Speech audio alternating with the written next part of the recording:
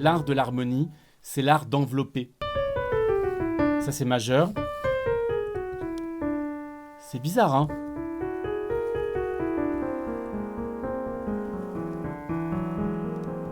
Aujourd'hui, on va aller dans l'espace. Alors l'espace, c'est quoi par rapport au temps? L'espace, ce sont toutes les notes que je peux jouer sur mon piano. J'ai 88 notes, ce sont mes ingrédients.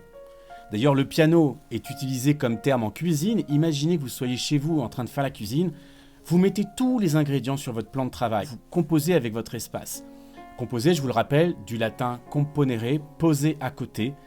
On pose à côté les notes et en posant tout ça, on crée une alchimie qui s'appelle une composition musicale. Alors ça, c'est l'espace sonore. Il est horizontal, n'est-ce pas? Puisque vous voyez, le piano est complètement posé à plat. Alors que la temporalité, le temps, c'est le contraire. C'est la verticale. C'est à quel moment je choisis de jouer mon espace sonore. J'ai donc mes deux dimensions, l'espace et le temps.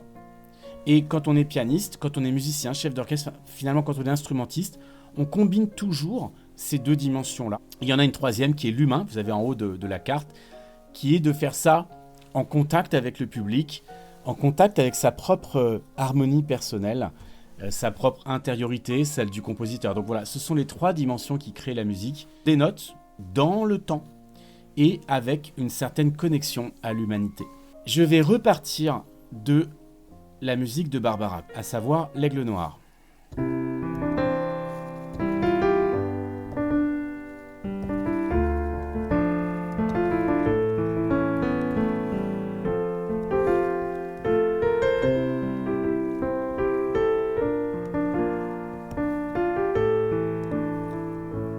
Et je suis certain que vous fredonnez chez vous. C'est-à-dire vous fredonnez la mélodie. Pour jouer du Barbara, je place d'abord ma mélodie. J'observe qu'elle démarre par un Mi. Elle descend sur un Do. Et puis, elle monte au Sol. Donc j'ai Mi, Ré, Do, Mi, Fa, Sol, Sol, Ré, Ré. Ce que fait Barbara et ce que font tous les compositeurs avant Debussy, eh bien, c'est que ils prennent la note là et ils vont aller chercher dans leur espace sonore, sur leur plan de travail, un autre ingrédient qui va avec la note. Ok? Et donc la chose la plus simple, c'est quand j'ai un Mi à la main droite, eh bien, c'est que je joue un Mi à la main gauche. Ça marche, évidemment, puisque c'est ce qu'on appelle l'unisson. C'est limpide et c'est évidemment le chant grégorien, une seule voix. Maintenant, ce qu'on peut faire, c'est, au lieu d'aller chercher un Mi, bien souvent, on va chercher la quinte, c'est-à-dire le La.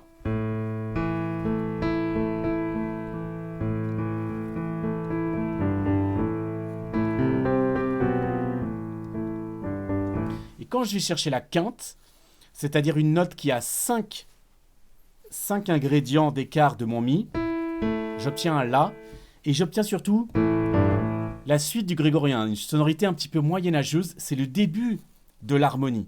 Je mélange deux sons en simultané et j'obtiens une espèce de sonorité assez rude qu'on appelle une quinte. Typique du Moyen-Âge, du début de la Renaissance, etc. Et puis le temps a avancé et les compositeurs sont allés chercher non plus la quinte, mais la tierce.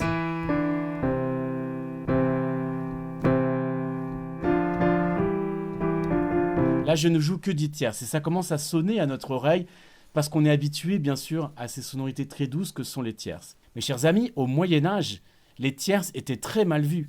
Il fallait plutôt composer avec des quintes et des quartes. Ça, c'est une quarte et ça, c'est une quinte. La quinte est un peu plus spacieuse. Et donc, peu à peu, le temps a passé et on a rajouté à la quinte la tierce. Voilà. Et c'est ce que fait Barbara. D'ailleurs, même sa mélodie descend d'une tierce. C'est un Mi, Ré, Do, ça descend de 3 notes. Et là, on a le son qu'on a, nous, l'habitude d'entendre, ce qu'on appelle un accord parfait de Do majeur, 3 sons. Bon, je ne rentre pas trop dans la technique. Simplement, qu'est-ce qu'il faut retenir? C'est un agrégat de 3 ingrédients ensemble. Ça s'appelle un accord. Et dans l'oreille occidentale, à partir de la fin de la Renaissance, milieu Renaissance, baroque, classique, c'est ce qu'on appelle l'accord parfait. Et donc quand Barbara change de note, là elle va arriver au sol, et ben elle change d'accord parfait. Elle va chercher une autre combinaison de tierces qui marche avec ce mélodie. Et quand elle continue, là ça a changé, donc elle change l'accord.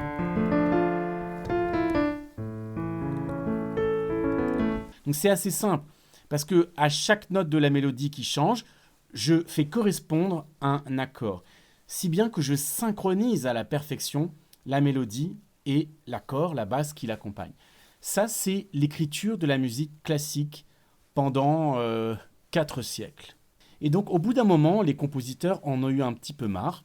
J'ai d'ailleurs sur YouTube publié une vidéo qui montre comment Fauré a renouvelé cette écriture en changeant les tensions. Fauré, par exemple, il ne fait pas ça. Ça, c'est classique, romantique, etc. Fauré va plutôt faire ça. Vous voyez, c'est une recherche de douceur. Mais on a quand même un complément exact de chaque note. Debussy, il va faire encore autre chose. Il prend la même note que Barbara. Il prend ça. Mais au lieu de considérer qu'elle doit faire partie de la quinte et de la tierce, comme je vous l'ai montré, il va aller chercher des structures encore plus complexes qu'on appelle des septièmes et même des neuvièmes de dominante. Les anciens compositeurs, grégoriens, Moyen-Âge, Renaissance, baroque, un peu classique, ont des accords qui ne dépassent pas un son, 2 sons, 3 sons. Ils ne s'éloignent pas trop, ils sont dans la quinte ou la tierce. À partir de Mozart, là j'ai 3 sons. À partir de Mozart, on rajoute le 4e. Celui-là est très intéressant. On l'a aussi un petit peu chez Bach, mais Mozart le fixe beaucoup. 1, 2, 3, 4. Donc ça, c'est classique. Mais Debussy, il va chercher le 1, 2, 3, 4, 5, le 5e.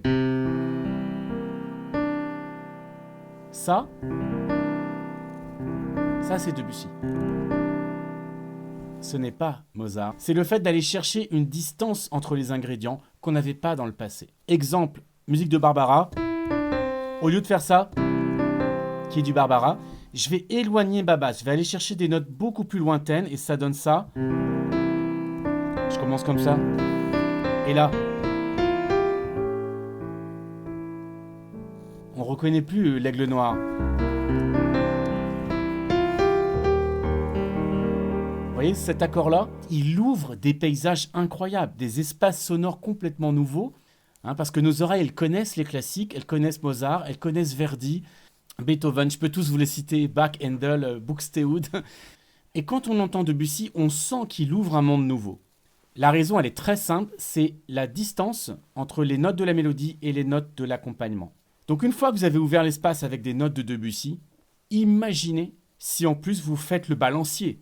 Et bien là, vous laissez beaucoup de temps au spectateur pour apprécier tout ça.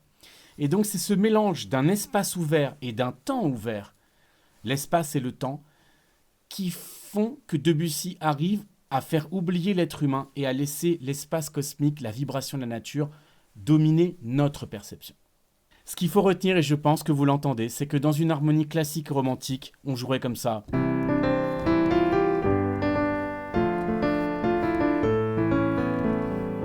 Vous voyez, je choisis tous mes sons, tous mes accords en fonction de la mélodie. Tout est bien calé, c'est assez simple. Et les gens peuvent dire « Ah, je connais, c'est facile ».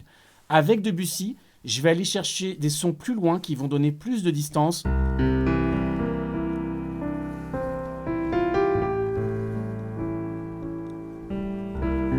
Balancier. Et là, je change d'appui. Là, je suis en train de faire du faux Debussy sur la musique de Barbara. Vous voyez, j'ai mélangé la mélodie de Barbara qu'on a presque du mal à reconnaître. Pourquoi ? Parce qu'elle est trempée dans un bain Debussy qui change radicalement la perception.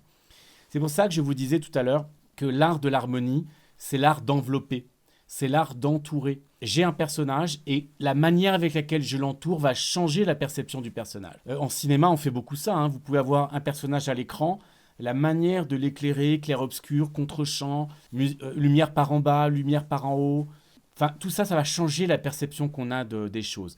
Et ce que fait Debussy, il fait exactement ça. Et en plus, son personnage est tout petit. C'est vraiment... La mélodie est toute petite, c'est vraiment le décor qui existe en tant que tel. Donc la première méthode, vous l'avez vu, c'est je ne suis plus à l'unisson, je ne suis plus en tierce, je ne suis plus en quinte, je ne suis plus en septième comme chez Mozart, mais je suis en neuvième. Alors il y a une autre chose qu'il fait de façon incroyable, c'est bien sûr ça.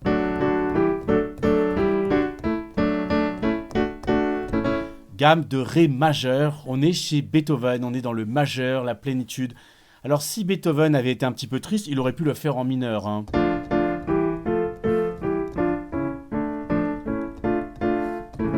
Non, il a voulu un hymne à la joie, donc il a choisi du majeur. Hein. Ça c'est majeur, et ça, c'est mineur. Là on est plus sur 8, 10, 12 degrés maximum. Eh bien Debussy fait autre chose. Je vous l'ai dit, il va chercher des ingrédients qui nous perturbent. Et lui, au lieu de faire la gamme majeure, il va faire ce qu'on appelle la gamme par ton. 1, 2, 3, 4, 5.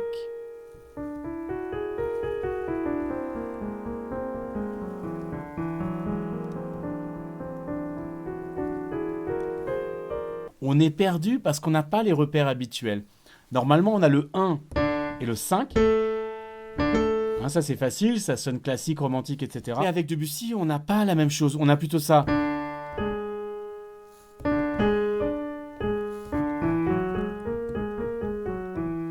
C'est cette fameuse gamme par ton parce qu'il n'y a que des tons, que des écarts identiques. Et ça n'existe pas dans la musique classique. Ça, c'est une gamme qui est un peu imaginaire, qui est un peu inspirée d'Orient. Et c'est pour ça que certains d'entre vous, à chaque fois qu'ils entendent du Debussy, ils ont l'impression que c'est un peu plus oriental. C'est vrai et ça vient de là. Ça c'est majeur. D'accord? Et gamme par ton? C'est bizarre, hein? Comment ça se traduit en balancier? Eh bien, j'ai un accord premier et je passe à un autre accord le plus loin possible et je reviens à mon premier. Et là, je peux changer d'appui. Ensuite, une petite gamme par ton qui aboutit à un balancier, je recommande.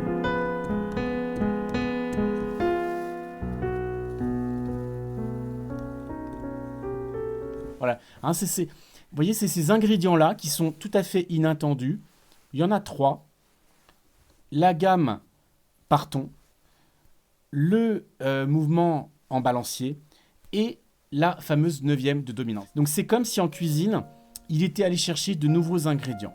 Il compose une nouvelle façon de faire la tomate, le citron, qu'on n'a pas avant. Et c'est pour ça que c'est une musique qui a un espace nouveau, qui vous demande une curiosité. Et c'est pour cette raison qu'il arrive à s'échapper au romantisme, au classicisme et à la musique baroque. Voilà pour un petit cours d'harmonie très simple.